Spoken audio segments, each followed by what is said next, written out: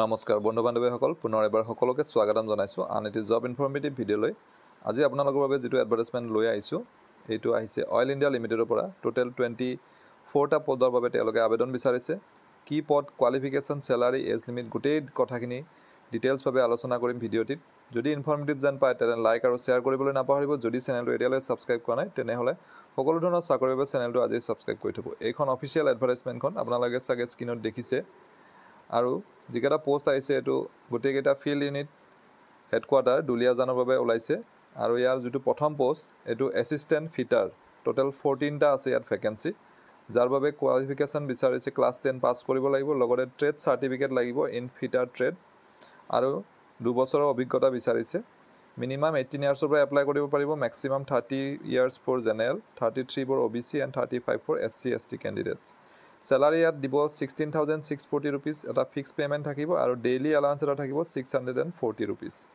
next যেটো পোষ্টৰ বাবে আবেদন কৰিছে সেই পোষ্টৰ নাম হৈছে এসিস্ট্যান্ট ডিজেল মেকানিক মেট্ৰিকুলেশনৰ লগতে ট্ৰেড সাৰ্টিফিকেট লাগিব ইন ডিজেল মেকানিক ট্ৰেড লগতে 2 বছৰৰ অভিজ্ঞতা থকাটো বিচাৰিছে মিনিমাম এজ লিমিট সেম হয় 18 ইয়াৰ্ছ আৰু স্যালাৰিটো সেম হয় 16,640 ফিক্স পে লগত 640 ডেইলি এলাউন্স যেহেতু একেটা পার্মানেন্ট পোস্ট নহয় কন্ট্রাকচুয়াল হয় গটিকে ইয়াৰ যেটো পিৰিয়ড অফ কন্ট্ৰাক্ট এটো ম্যাক্সিমাম 24 মান্থছলৈকে থাকিব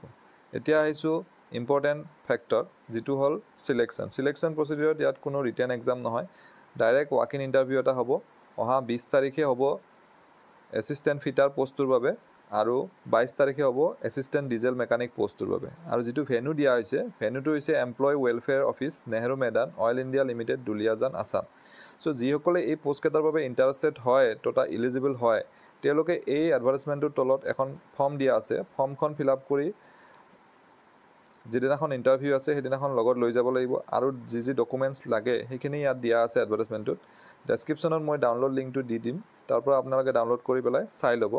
গতিকে আশা কৰিছো এই ভিডিঅ'টিৰ জৰিয়তে আপোনালোকৰ মাজৰ এজন হলেও ক্যান্ডিডেট উপকৃত হ'ব পুনৰ এটা নতুন ভিডিঅ'ত লগ পাম ধন্যবাদ